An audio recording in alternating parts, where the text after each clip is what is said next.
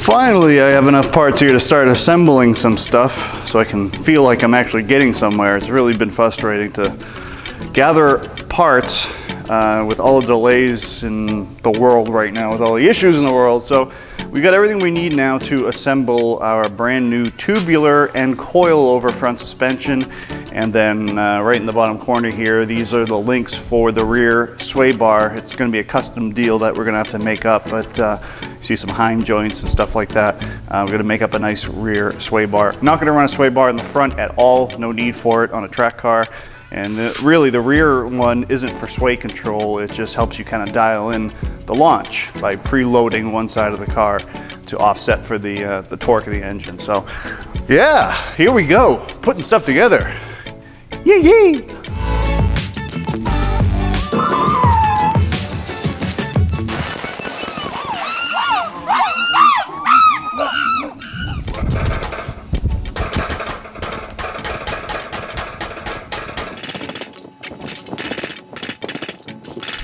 This thing up. Why am I working on the ground when I don't have to?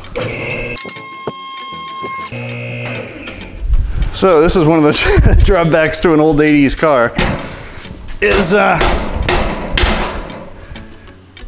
anything that needed to be welded on, for the most part, was done by hand, including the placement. So nothing is ever exactly where it's supposed to be. So when you get a new part like this and we don't have rubber bushings, but we go to a nylon bushing, there's no give. And you kind of have to beat this crap into place. Because depending on who built your car back in the day, you might have got a good one or you might have got a pretty messed up one. I took some measurements of mine and yeah, it's pretty messed up. But that's okay, that's very normal. Just a bit more. Oh. There we go.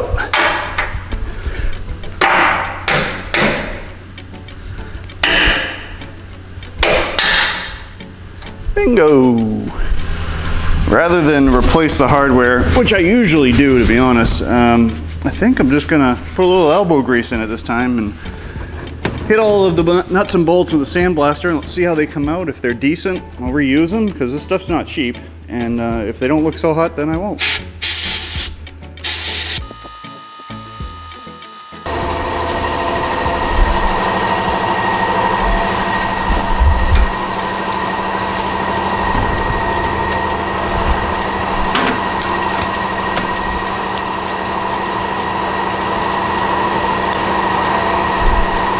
Not bad.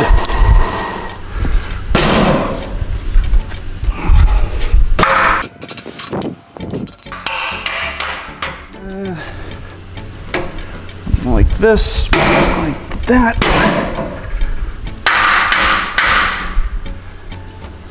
Oh, it's so close.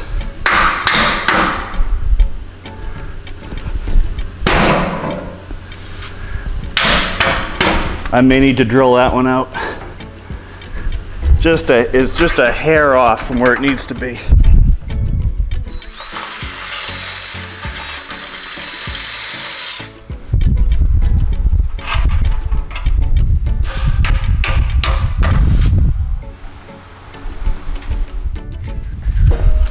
You gotta anti-seize the hell out of this stuff, or it will never move again. I hate making such a mess of such nice billet aluminum stuff, but otherwise you'll never be able to adjust it. Not to mention, if you ever did try, all you'll do is gall the threads up and kind of game over there. I can't remember. This goes like this.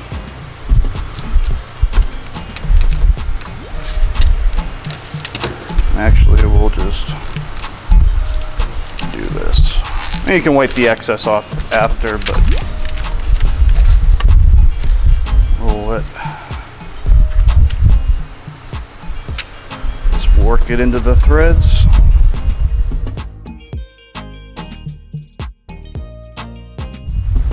I ordered the kit with the roller bearings, it's a thrust bearings basically, which makes it even easier to adjust on the fly, because I figure this will be something we'll be adjusting pretty often. I should have opened this package before I did it. So you can get it with just a washer basically, or you can get it with these thrust bearings. So it's just basically a very low profile set of rollers. I'm just going to be coating everything in anti-seize. And this guy, and then we'll anti-seize this.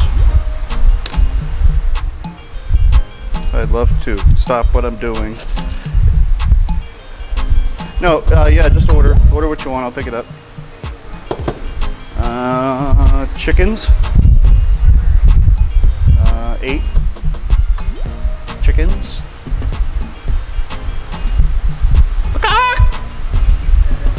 I might keep it in. I don't know, what do you guys think? Should I keep that part in? Okay, she's not feeling too hot today, so I'm ordering some chickens for lunch. So that we're good.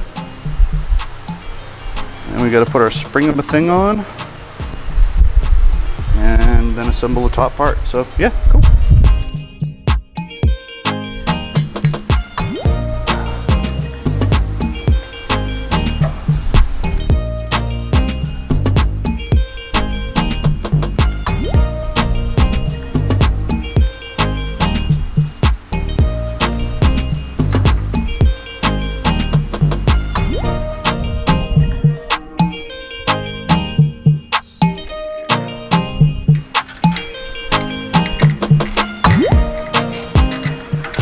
Pretty slick setup. So for those of you that don't know what a double adjustable shock is, you'll see there's 2 dials down the bottom here, and then you've got rings here. So a coilover, we'll start with that. Coilover means the coil is going over the shock. Adjustable coilover means the coil is going over the shock and you have an adjustment which allows you to dial in the ride height as well as pre-tension the spring if that's a direction you want to go. A step above that is adjustable coilovers, which typically allow you to adjust either the compression or the rebound. Double coilover, as the name would suggest, allows you to adjust both the compression and the rebound rates. So what that allows you to do when you're drag racing is dial in exactly how much you want the car to squat, how fast you want the front end to come up, and how slow you want it to come back down as weight transfers. And that is incredibly effective at managing traction in the back of the car. So we're able to really, if I want this thing to stand up like crazy, I can make it stand up like crazy. If I want it to stay down and plant it, I can do that. But there's traction implications to doing both of those things. So you want to find the right rate that transfers the weight back to the rear wheels, but not so fast as to lift the front end off the ground, because obviously that's not a good idea. But also not so little that it doesn't transfer enough weight to the back and that you break traction. So that's why these are important, and it's important to spend good money on your suspension, because like I said, it's one thing to go around boasting about your 4-digit horsepower ratings, but if you can't put that power to the ground, dodge, Hellcat, then it really doesn't matter how big your engine is.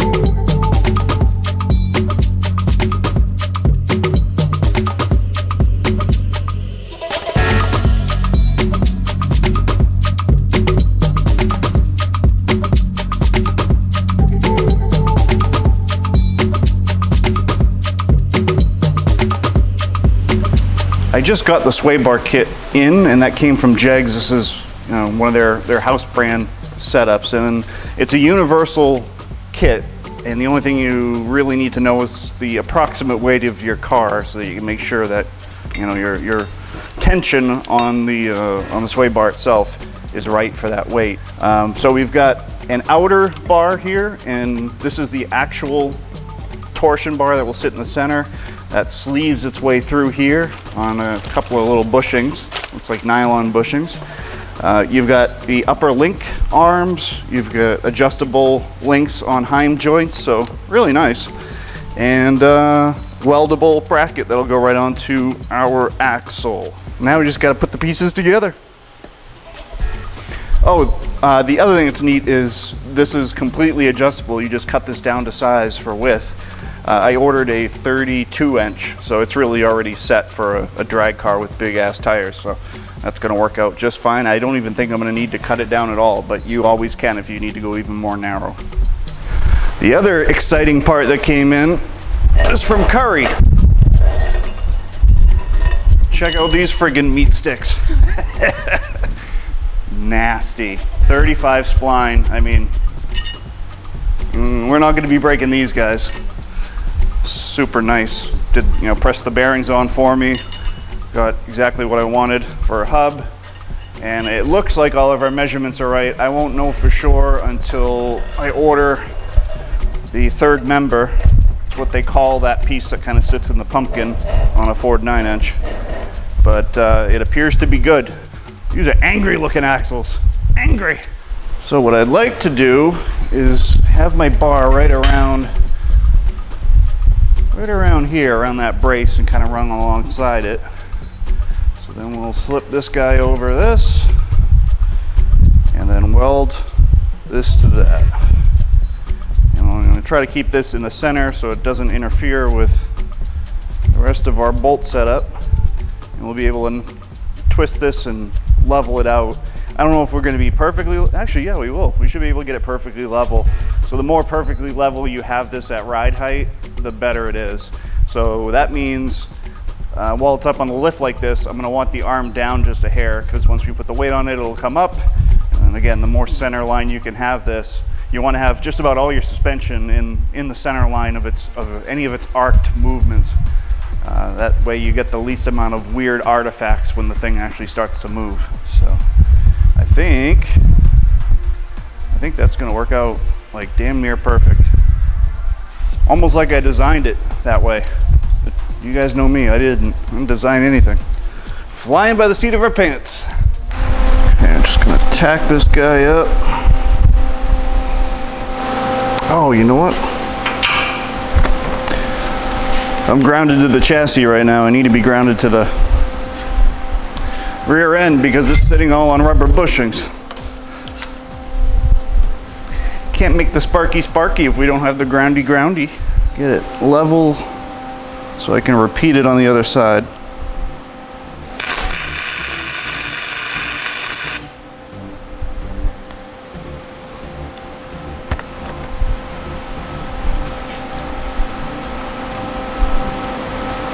Pretty good. I'll just check it for straightness this way.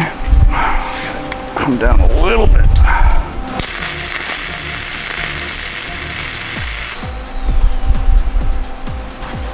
Looking good.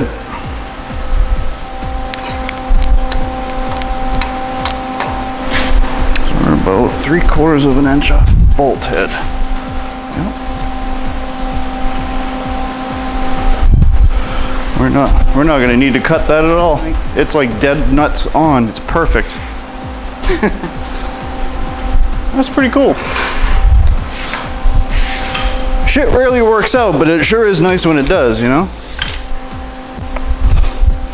Do the same thing on the other side. We'll get them tacked up, then we'll take it apart and we'll weld them in fully.